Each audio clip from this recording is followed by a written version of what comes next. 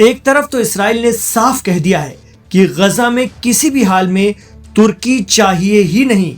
दूसरी तरफ सबसे ताकतवर मुस्लिम मुल्क और खलीफा बनने का रास्ता बना रहे तुर्की के प्रेसिडेंट रजब तैयब एर्दोगान ने इसराइल के सामने अपनी फोर्स लगाने की तैयारी शुरू कर दी है। कहा जाता है कि तुर्की ने हमास इसराइल सीजफायर में बेहद अहम किरदार अदा किया। इतना ही नहीं, अमेरिका भी तुर्की को नजरअंदाज नहीं कर पाता। प्रेसिडेंट ट्रंप मुस्लिम देशों के लीडरान के बीच एर्दोगान को अपने करीब बैठाते हैं।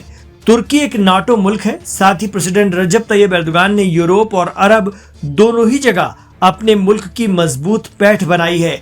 तुर्की मुस्लिम देशों में सबसे एडवांस फोर्स रखने वाला देश है। यही वजह है कि इसराइल नहीं चाहता कि गजा में तुर्की की फौजें रहें। इसकी एक अहम वजह तुर्की का हमास से कनेक्शन होना भी माना जा रहा है। कतर पर इसराइल के हमले के बाद प्रेसिडेंट एर्दोगान ने ऐलान कर दिया था कि गजा और फिलिस्तीन के लिए उन्होंने इसराइल से सारे कारोबारी रिश्ते खत्म कर लिए हैं।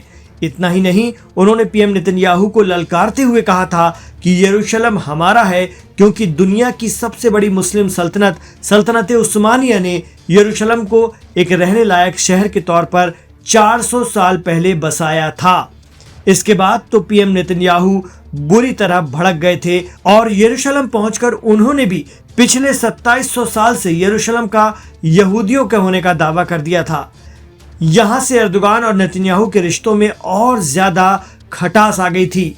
अब खबर है कि तुर्की के राष्ट्रपति रजब तैयब एर्दोगान गजा की वर्तमान स्थिति का आकलन कर रहे हैं। इंटरनेशनल स्टेबलाइजेशन फोर्स में तुर्की की सिक्योरिटी फोर्स को कैसे तैनात किया जाए, इस पर चर्चा जारी है। एर्दोगान ने ऐलान कर दिया है कि हम गजा में अपने भाइयों और बहनों के लिए अपने उसूलों वाला रवैया बनाए रखेंगे। मीडिया रिपोर्ट बताती हैं कि ये बातें पीएम नेतन्याहू को चुभ रही हैं। वो गजा में इसराइल के करीब ताकतवर मुस्लिम देश की सेना को बर्दाश्त नहीं कर सकते, वो भी तब जब पिछले दिनों तुर्की के प्रेसिडेंट ने गजा में इसराइल की आक्रामकता को नरसंहार बताया था और पीएम नेतन्याहू की तुलना हिटलर से की थी। आपको बता दें कि ट्रंप के 20 सूत्रीय प्लान के मुताबिक गजा में एक इंटरनेशनल स्टेबलाइजेशन फोर्स तैनात होना है, जिसकी मंजूरी यूनाइटेड नेशंस से भी मिल गई है। इसराइल चाहता है कि इस फोर्स में उसके मनपसंद मुस्लिम देश ही शामिल हों।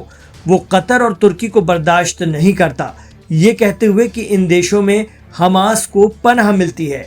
इसराइल ने कतर पर हमला भी कर दिया था, हालांकि बाद में उससे प्रेसिडेंट ट्रंप ने माफी मंगवाई, लेकिन तुर्की दुनिया की सबसे एडवांस फोर्स में से एक है।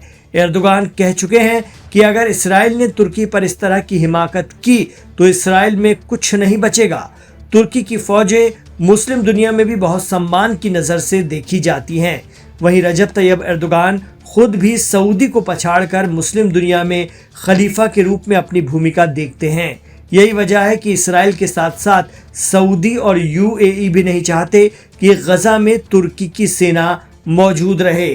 अब देखना होगा कि इसराइल और तुर्की का दोस्त अमेरिका इन दोनों दुश्मनों को एक करने में क्या भूमिका निभाता है।